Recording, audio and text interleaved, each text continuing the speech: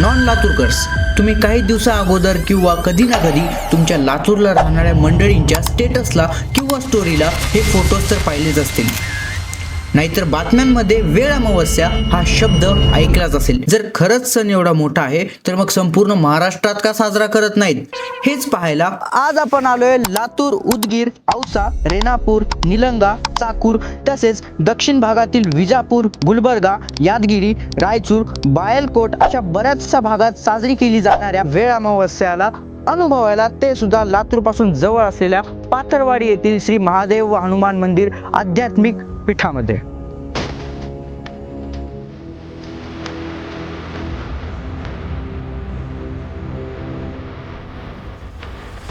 तिथं पाणी असल्यामुळे सध्या ह्या एरियामध्ये खूप जास्त थंडी आहे, कारण पाणी एवढं गार आहे, त्याची पूर्ण गारवा इकडे येतोय. अगदी रुग्णालयामध्ये ऍडमिट असणारे सुद्धा तात्पुरतं सुट्टी घेऊन वेळानुसार जाऊन जेवण करून येतात. कुठलंही नाव्याचं दुकान सुद्धा उद्या चालू राहत नाही, कोणतंही किराणा दुकान चालू राहत नाही.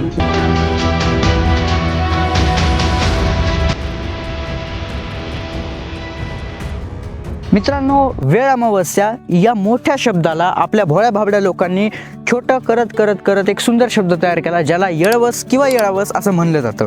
आता ही येळावस उद्या साजरा केली जाते, पण आम्ही आलो आहोत आज संध्याकाळी, बिकॉज उद्या जे काही आपल्याला खायला मिळणार आहे त्या सर्व डिशेस आज संध्याकाळपासून तयार करायला सुरुवात केली जाते. येळवस फक्त एक सण नाही, तर आपल्या मातीशी, शेताशी आणि पूर्वजांशी जोडणारा एक शांत दिवस आहे. शेतात उभं राहिलं की कळतं, या मातीने आपल्याला फक्त अन्न दिलं नाही, तर संस्कार दिले, परंपरा दिली.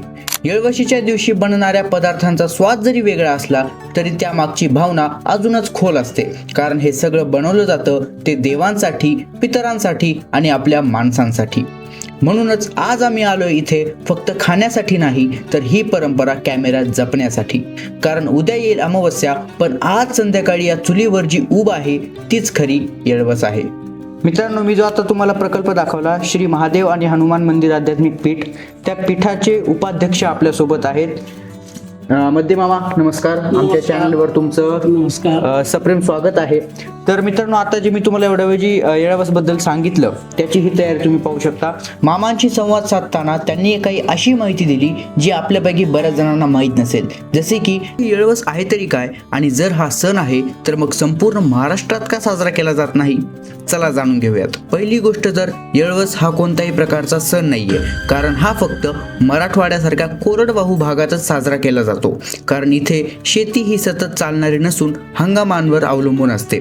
खरीप हंगाम संपल्यानंतर जमीन काही काळ विश्रांतीला जाते आणि त्या थांब्याची नोंद म्हणून शेतकरी एकत्र येऊन येळवस पाळतात. या वेळामुशामध्ये प्रामुख्याने भोजन हे आपण जे करतो तो कुंदी म्हणजे तीळ, गूळ, शेंगदाणे याची पोळी तयार करतो. आणि भजीमध्ये अनेक प्रकार असतात. भजीमध्ये आता हे बघा, तुम्हाला वटाणे आहे, हे वटाण्याच्या शेंगापासून हे वटाणे तयार केले जातात. ह्या मावशीजी ते गाजर आहे, तुमच्या समोर जे आहे ते कांद्याची पात आहे, हे कोथिंबीर आहे, वरण्याच्या शेंगा आहे, मेथी आहे, त्याच्यानंतर हिरवी चिंच आहे, हरभरे भिजू घातलेले हरभरे असतात, पुन्हा शेंगदाणे असतात. हे सर्व मिळून एकत्र जी बेसन पीठ घालून जे तयार केलं जातं त्याला भजी म्हणतात. ही भजी हे फक्त वेळ अमावस्याला केली जाते, इतर वेळेला कधीही केलेली नाही. आणि त्याला जोडून मग दुधातला भात, त्याच्यानंतर आंबील, त्याच्यानंतर सपक वरण, साधी पोळी, बाजरीची भाकरी, आणि मुख्य त्याला जसं भजी मुख्य आहे तसं भरीत मुख्य आहे. अच्छा, वांग्याचं भरीत, त्या वांग्याच्या भरीतामध्ये हे सर्व अनेक पदार्थ टाकून ते भरीत बनवलं जातं. ही परंपरा सण म्हणून नाही, तर जमिनीला, श्रमाला आणि पूर्ण झालेल्या हंगामाला धन्यवाद देण्यासाठी आहे. म्हणूनच येळवस घरात नाही तर शेतात साजरी होते, जिथे अन्न निर्माण होतं. सामूहिक अन्न, साधी तयारी आणि कामाचा विराम हे सगळं पुढच्या हंगामापूर्वीचा मानसिक आणि सामाजिक ब्रेक असतो. त्यामुळेच येळवस सगळ्या महाराष्ट्रात दिसत नाही, पण जिथे कोरडवाहू शेती आहे तिथेही आजही अर्थपूर्ण रीतीने जपली जाते. मित्रांनो, आता तर फक्त जवळपास 8:30 व्हायला आलेत आणि आत्ताच खूप जास्त थंडी वाढलेली आहे. अजून तर अजून टाइम जाणार आहे, अजून 10 वाजणार आहेत आणि 10 वाजता हा प्रोग्राम खरं ओरिजिनल चालू होणार आहे. मला बोलताना सुद्धा माझे जे होतं आहेत त्या ऑटोमॅटिक असे व्हायब्रेट होतात. तर हे पाहू शकता महादेव आणि हनुमान मंदिर आध्यात्मिक पीठाचं इथे जे आहे बोर्ड आहे. आता आपण जरा मध्ये एंट्री करूया. तर हा आहे मोठा एक एंट्रन्स हॉल, ज्यामध्येच इकडे जर आलात तिकडे तुम्हाला हनुमानजीची आणि महादेवाची मूर्ती बघायला भेटेल, महादेवाची पिंड बघायला भेटेल, कारण इथे एक मंदिरच आहे त्या प्रकारे. आणि जसं मी तुम्हाला सांगितलं आपल्याला व्हिडिओ बनवण्यासाठी इथे मुक्काम करण्याची गरज होती, तर त्यासाठी आपली सोय होणं गरजेचं होतं आणि मध्य मामांमुळे आपली सोय सुद्धा झालेली आहे. ती कशा प्रकारे झाली ती मी तुम्हाला दाखवतो. तर जर तुम्ही इकडे आलात एंट्रन्समध्ये तर इकडे तुम्हाला एक लिव्हिंग एरिया दिसेल, जस्ट लाईक अ हॉस्टेल. तर तुम्ही पाहू शकता तिथे एक रॅक आपल्याला प्रोव्हाइड केलेलं आहे, ज्यामध्ये आमच्या बॅग्स वगैरे आहेत, कॅमेऱ्याचे सामान आहे, शूटिंगचं सगळं सामान आहे. त्यासोबत इकडे सुद्धा अजून काही लिव्हिंग बेड वगैरे सगळे उपलब्ध करून दिलेले आहेत मामांनी आपल्याला. पलीकडे जर गेलात तर पलीकडे शौचालय सुद्धा आहे. आणि असंच एकजुटीने काम करत करत भजीमध्ये लागणारं सर्व रॉ मटेरियल तयार झालं होतं. मित्रांनो, आता जवळपास 9:15 वाजायला आलेत. हळूहळू थंडी वाढतीये आणि थंडी सोबतच हळूहळू किचन रूम मधून चांगला खमंग असा वास येतोय. त्याचा रिझन जाणून घेऊयात. तर आता तुम्ही पाहू शकता फायनली आपलं भज्जीचं रेसिपी बनवणं चालू झालेली आहे. तर हा भरीत आहे का? ओके. तर आतापर्यंत काय काय टाकलं ते सांगा. आतापर्यंत हा कांद्याची पात, कांदा, कोथिंबीर, लसूण, लसणाची पात, मोहरी, जिरे. मग आता हे भज्जी चालू आहे का भरीत चालू आहे? हिरवं मिरचू भरीत आहे. भरतात भरीत. एवढं झालं. हा, ही भरीत आहे साधारण. तर आता सध्याला आता वांगे टाकायचे नाही का? वांगे टाकली की हे भरीताची रेसिपी तयार झाली. त्याच्यानंतर भज्जीची वेगळी रेसिपी तयार होईल.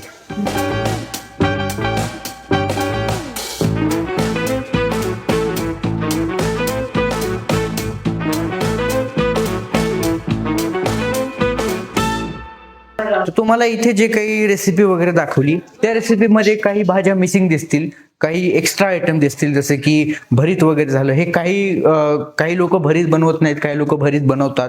काही लोकांच्या भजीचा कलर हा येल्लो असतो, काही लोकांचा ग्रीन असतो. प्रत्येकाची बनवण्याची पद्धत वेगळी आहे. काही लोक वेगळे आयटम तयार करतात, पण कन्सेप्ट एकच आहे, ते लक्षात घेणं गरजेचं आहे.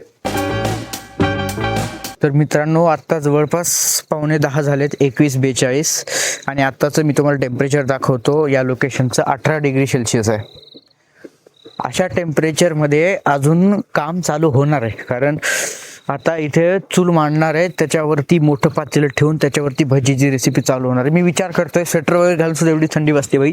तिकडे कुत्रं झोपलेलं आहे, त्या कुत्र्याची काय अवस्था असेल. भले त्याच्या अंगावर केस असतात, मान्य, नेचरने प्रोटेक्शनसाठी दिलेलं आहे, व तरी भाई अवघड आहे, थंडी खूप अवघड.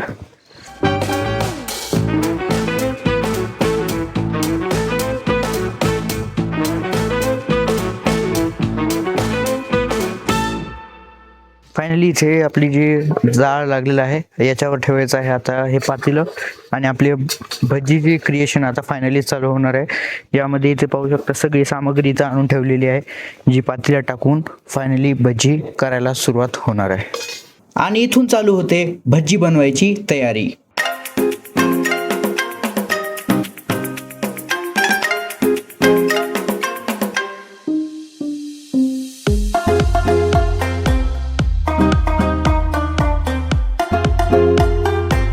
तर मित्रांनो, आता तुम्ही पाहू शकता जवळपास 23:04 म्हणजे 11 वाजलेले आहेत. आणि आता आमची जे सर्व काही सामग्री आहे ती फायनली पातेल्यामध्ये गेलेली आहे आणि याचं शिजणं चालू झालेलं आहे.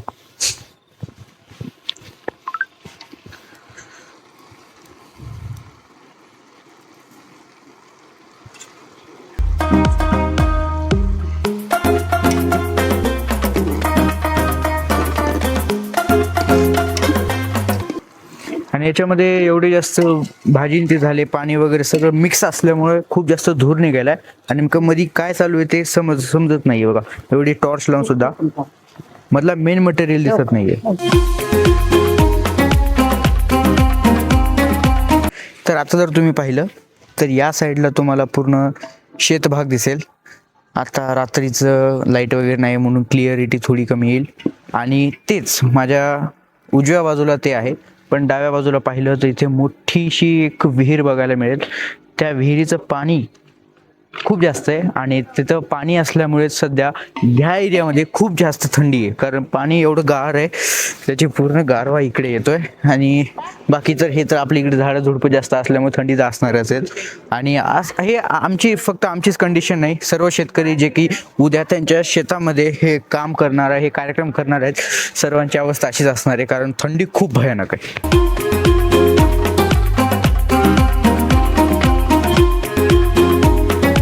प्रत्येकाने थोडं सहकार्य करत आपली भजी जवळपास अंतिम टप्प्याच्या जवळ येईल. अजून गेली नाही अंतिम टप्प्यापर्यंत, पण जवळ आलेली आहे. त्याच्यानंतर त्याच्यावर झाकून ठेवलं की मग ती रेडी होण्यासाठी सेट होईल. आपलं जे भज्जीचं ओरिजिनल रूप आहे ते तुम्ही पाहू शकता. ओरिजिनल इथं भज्जीला रूप आलेलं आहे. जस्ट लुक ॲट दिस. तर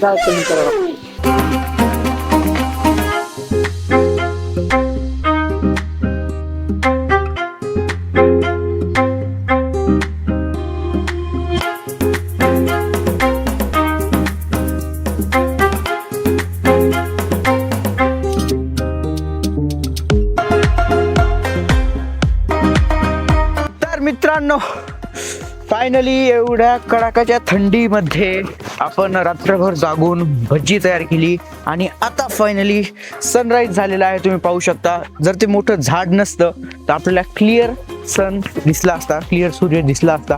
बट जस्ट ते झाडमध्ये आलं म्हणून प्रॉब्लेम झाला थोडा. काय अडचण नाही, बट सूर्योदय फायनल झालेला आहे. अजून सुद्धा थंडी एवढी जास्त आहे की बोलताना माझ्यासमोर तोंडातून धूर निघतोय, कारण खूप जास्त थंडी आहे. आणि शहरामध्ये कमीच थंडी आहे, बट गावामध्ये शेती वगैरे असल्यामुळे, इकडे विहीर असल्यामुळे, इकडे पूर्ण क्रॉप असल्यामुळे अजून जास्त थंडी वाढते.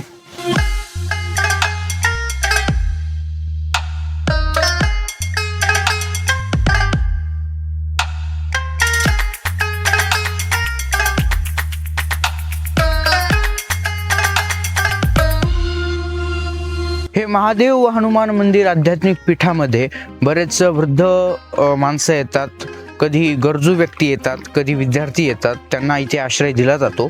तर ते ज्या वेळेस ते व्यक्ती ते पर्सन इथे येतात त्यांना जेवणा खावण्याची सोय त्यांची इथेच केली जाते.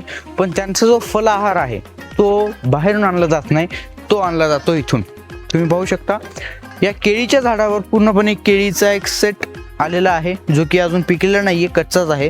पण तो झाडावरच पिकवला जाणार आहे, कारण त्याला आत्ताच तोडलं जात नाही. ॲक्च्युली आपण जर मार्केटमध्ये पाहिलं तर या टाईपच्या केळींना आत्ता तोडून त्यांना इंजेक्शनद्वारे बळजबरी पिकवलं जातं. म्हणजे केळीचे खूप जास्त झाडं आहे तिथे. इथे अजून सुद्धा वेगवेगळ्या फळांची झाडं आहेत, जसं की हे बघा इथे पेरू आहे.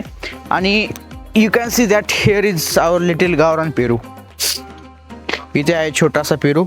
असे बरेचसे पेरू आहेत या झाडावर.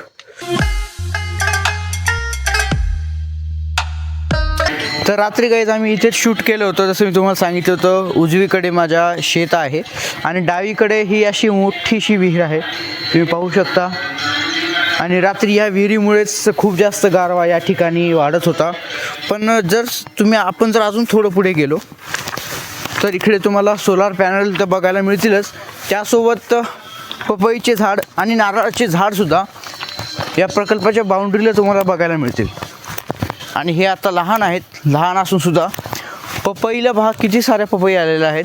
इकडे सुद्धा याची हाईट कमी आहे, पण तरीसुद्धा पपईची अमाऊंट खूप जास्त आहे. पेरूचं पण झाड दिसते, इथं आंब्याचं पण झाड दिसतंय मला. हे पूर्ण असं बाउंड्री लाईनपर्यंत आहे. इकडे हे असं मस्तपैकी गवत, ज्याच्यावर दव पडलेलं आहे, गवत नाही सॉरी, हे क्रॉप, त्याच्यावर हे असं दव पडलेलं आहे मस्तपैकी. इकडे सुद्धा त्या प्रकारचे झाड, एकदम भारी व्ह्यू आहे.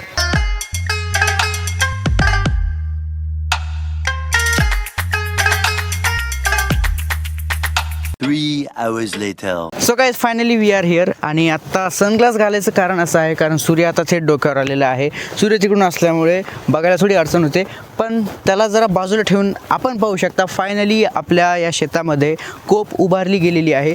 कोप हे या येळवशीमधलं एक विशिष्ट आकर्षण आहे आणि विशिष्ट त्याचं महत्त्व आहे. बिकॉज जे काही पांडवांची आणि देवीची पूजा होणार आहे ती या ठिकाणी होणार आहे. त्यामुळे हे जे आता तुम्ही पाहू शकता हा शेतामधला कडबा आहे, त्या कडब्याचं एकत्रीकरण करून त्याचं कडब्याचा बंच केलेला आहे आणि असे 5 ते 6 कडबे एकत्र करून याची 3 साईड कव्हर केलेले आहेत आणि एक साईड ओपन ठेवलेली आहे. बिकॉज याच्यामध्ये आता पांडव ठेवणार आहेत, देवी ठेवणार आहेत, त्याच्यामुळे दिवे, त्याच्यापुढे नैवेद्य, प्रसाद वगैरे सगळं ठेवून थोडी जागा रिकामी ठेवावी लागते आणि वरतून हवा येऊ नये, याला स्टेबिलिटी मिळावी या कडब्याला, या स्ट्रक्चरला, त्यासाठी याच्यावरती कपडे उभारले गेलेले आहेत.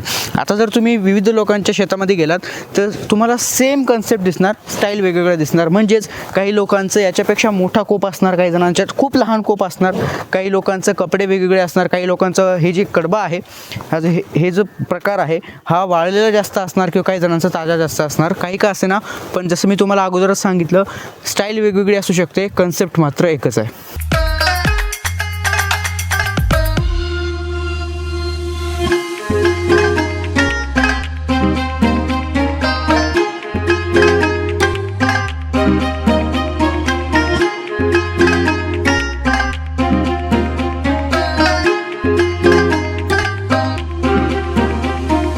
बाहेरचं तेवढं काही प्रिपरेशन झालं आहे. आता आपण किचनमध्ये बघूया किचनमध्ये काय काय चालू आहे आणि कोणते कोणते फूड आयटम्स प्रिपेअर झालेले आहेत. तर आता जवळपास 11:15 झालेले आहेत. आता पण काय काय तयार झाले आतापर्यंत भजी, भरीत, भाजी, कोंदीची पोळी, वरण, आंबील झालं. बघ निम्मत सगळं झालं. आता काय राहिले? निवदाचं पूर्ण झाले. आता दुधातला भात राहिलाय. दुधातला भात राहिलाय. हां, आणि बाजरीची भाकरी. बाकी झाले सगळं? हां, बाकी सगळं झालं. ओके. तेवढं काही आयटम तयार करून झालेलं आहे आणि बहुतेक 2 किंवा 3 आयटमच बाकी आहेत. चला इकडे.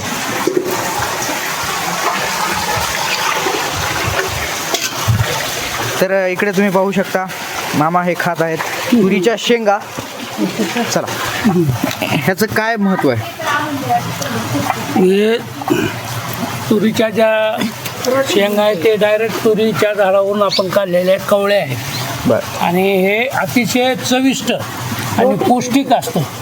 हे पूर्ण शेंगा काढून आपण उकडून घेतल्या मीठ टाकून आणि आता आपल्याला खाण्यासाठी अतिशय चविष्ट. हे ह्याला मुख्य रानमेवा म्हणला जातो.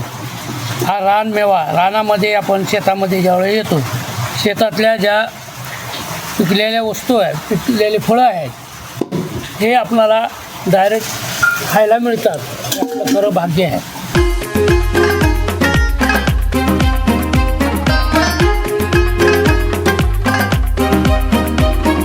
तर फायनली नैवेद्य तयार झालेला आहे आणि काही वेळापूर्वी मी जी तुम्हाला कोपी दाखवली होती ती कोपीसुद्धा तयार झालेली आहे. आता आपल्याला जायचं आहे बोरकडे, कारण शेतीसाठी सर्वात गरजेचं असणारं पाणी ते आपल्याला बोरद्वारे मिळतं. हे इकडून असा रस्ता आहे बोरकडे जाण्यासाठी.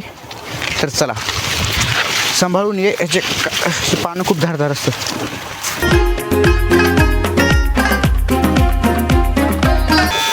तर हे पाहू शकता, इथे आहे पूर्ण बोरचं सिस्टीम आणि इकडे आता सध्या मामा पूजा करत आहेत बोरची. बिकॉज पाणी खूप गरजेचं आहे आणि सर्वात अगोदर पूजा जलदेवताची झाली पाहिजे.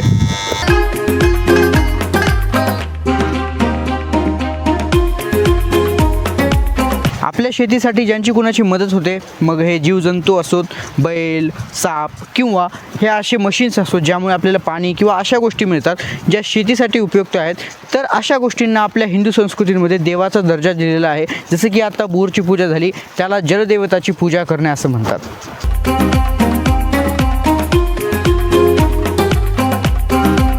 तर बोरची पूजा झाल्यानंतर आता होत आहे या कोपीमध्ये पांडवांची पूजा आणि देवीची पूजा. तुम्ही पाहू शकता क्लोजअपमध्ये.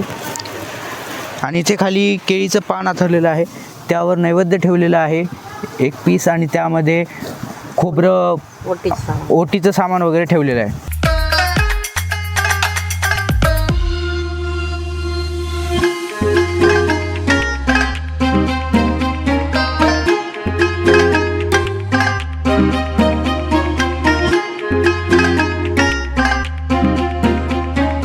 तर फायनली इथे कोपी उभारलेली आहे आणि त्यामध्येच एक मिनटं आपण बुटं काढूयात. तर त्यामध्येच देवीची लक्ष्मीची पूजाही झालेली आहे, नैवेद्यही दाखवण्यात आलेला आहे आणि फायनली हा सेटअप पूर्ण तयार झालेला आहे. आता याच्यानंतर आपण पाहुण्या मंडळींना आपल्या शेतामध्ये जेवायला बोलू शकतो. तर एकदा आपण दर्शन करून घेऊयात.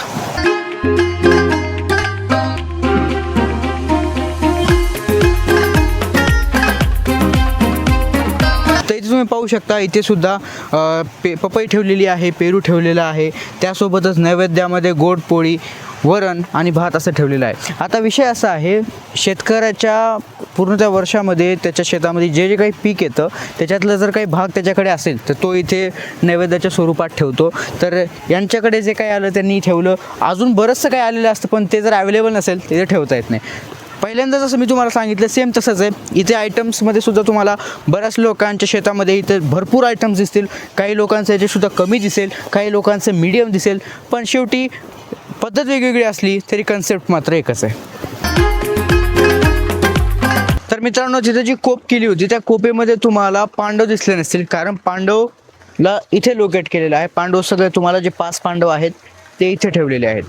कोपेमध्ये फक्त देवी आहे आणि हे इथे आहेत पांडव.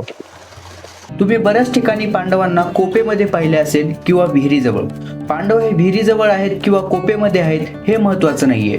येळावशीला शेतात पांडव आणि लक्ष्मी ठेवण्यामागचं जे कारण आहे ते देवपूजेपेक्षाही जास्त आहे.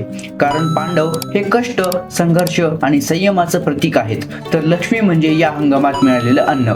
दोघांना एकत्र ठेवणं म्हणजे कष्टाशिवाय समृद्धी नाही, हे शेतकऱ्यांची जीवन तत्वज्ञान आहे. आता एवढ्या वेळ तुम्ही जो व्हिडिओ बघताय त्यामध्ये तुम्ही एक ऑब्झर्व केला असेल की हे जी पूर्ण कोप आहे किंवा हा जो पूर्ण स्ट्रक्चर आहे हा ओपनमध्ये उभारलेला आहे. आत्तापर्यंत मी जे कुठे गेलो होतो येळावळ साजरी करायला ते सगळं झाडाखाली एकदम थंड हवेच्या ठिकाणामध्ये साजरं केलं जातं. पण याच्यामध्ये सुद्धा कंडिशन असतात. कसं, ज्यांच्याकडे ते अवेलेबल आहे ते तशा प्रकारे करतात. आता यांच्याकडे हे अवेलेबल नाही आहे. यांच्याकडे आता या शेतामध्ये मोठं असं झाड नाही आहे, जे आहे ते बाउंड्री लाईनला आहे आणि तिथे काय हे करता येत नाही. त्यामुळे यांनी इथे ओपनमध्ये केलेलं आहे आणि जेवायची मात्र सोय जी आहे ती सावलीमध्ये केलेली आहे. तर आता फायनली आपण कालपासून ज्याची वाट पाहत होतो त्या मस्तपैकी स्वादिष्ट अशी भोजनाच्या चव घेण्याची, फायनली इथे आहे. स्वतः मामा आपल्याला वाढून देत आहेत. चला एकदा आपण पप्पांना विचारूयात त्यांना कसं वाटतंय मामांचा पूर्ण प्रकल्प. अतिशय सुंदर आणि प्रसन्न मन करणारा हा प्रकल्प आहे आणि हे एक आध्यात्मिक पीठ आहे. इथे खऱ्या अर्थाने आध्यात्मिक सेवा केली जाते आणि आल्याबरोबर जो पहिला इम्पॅक्ट झाला तो तसाच झाला आणि मन असं भरून आलं. आळंदीला गेल्यानंतर जे वातावरण निर्मिती झाली होती किंवा तिथलं तसं मला इथे आल्याबरोबर वाटलं की वा छान. अशा ठिकाणी शांत परिसरामध्ये मन असं प्रसन्न झालं आणि एक भक्तिमय वातावरणात आल्याचा एक अनुभव मिळाला. बाकी सगळीकडं फिरून पाहिलं आम्ही.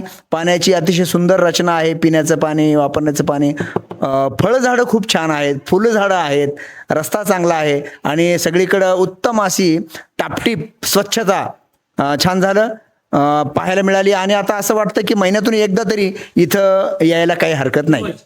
निवासी पुढच्या वेळेस आम्ही नक्कीच मुक्कामी येऊ. ठीक आहे, तर आपण सुद्धा भोजनाचा आस्वाद घेऊया.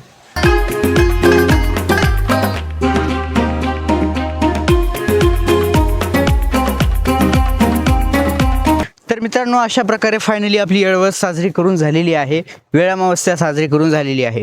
तर आम्ही सुद्धा हा असा प्रकारचा फर्स्ट टाइम अनुभव घेतला जिथे की बाहेर इथे या मातीमध्ये कोप उभारली होती, पण जेवण आम्ही मध्ये मठातमध्ये केलं. युजली आम्ही रानामध्येच करतो, पण अनुभव चांगला आला. त्यासोबतच तुमच्याकडे येळवस कशा पद्धतीने साजरी केली जाते ते सुद्धा कमेंटमध्ये सांगा. व्हिडिओ कसा वाटला ते सुद्धा कमेंटमध्ये नक्की सांगा आणि लवकरच भेटूयात पुढच्या येणाऱ्या व्हिडिओमध्ये. तोपर्यंत धन्यवाद.